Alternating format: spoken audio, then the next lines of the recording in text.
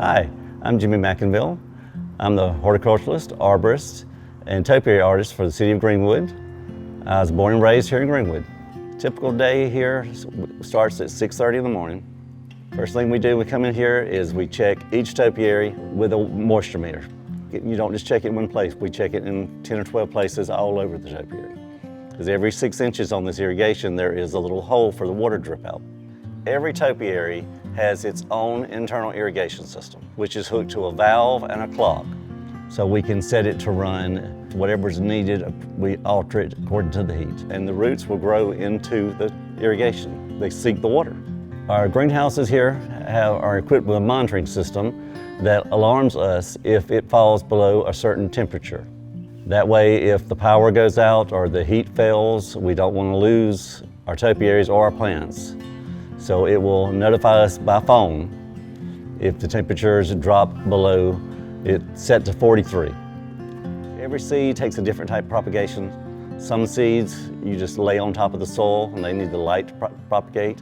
Some seeds you bury just a little bit and they need bottom of heat. Next door in the propagation house, we have heat mats. The heat mat keeps the soil to basically 70 degrees so it thinks it's spring. So the seeds will go ahead and start. And we have overhead watering over there that we set on timer so it keeps the soil moist at all times. And as soon as the seeds come up and we get 2 leaves on our plants, then we move them into a larger tray.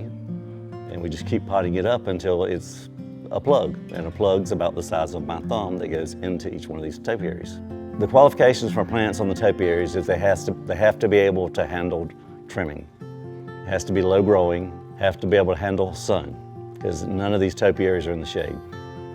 That's why the ficus, which is what's on this one, that's a creeping fig. It's really forgiving. Now, if you just let it go, you put it on your house, it will cover your house.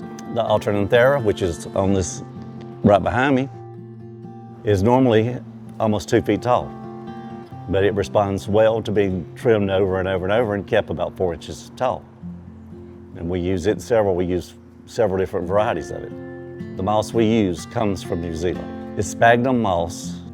We use that moss because it retains the water well and it also transfers the water throughout the topiary well. A topiary's lifespan is 5 years. Okay, every 5 years, the moss in it has deteriorated where it isn't holding water. It's also about the same time the irrigation lines are usually by then filled with roots. So about every 5 years, we have to tear them down and rebuild them. Our greenhouse we treat it as an ecosystem because it is. If we have a problem, we find a natural way to treat it. I mean, the harshest chemical we use in here, which I don't even say chemical, is neem. Neem is a natural product. It comes from a tree. We live in here. I don't want to be breathing all that toxic stuff. I'm in here every day, 8-9 hours a day, and I don't want the toxic stuff.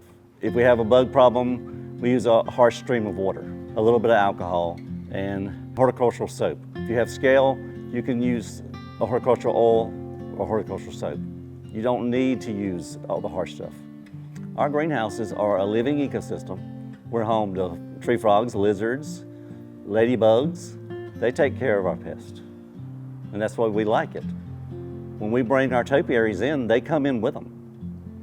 I mean, yeah, we strip them down. We make sure we're not bringing a pest in, but if it's a beneficial bug, come on in.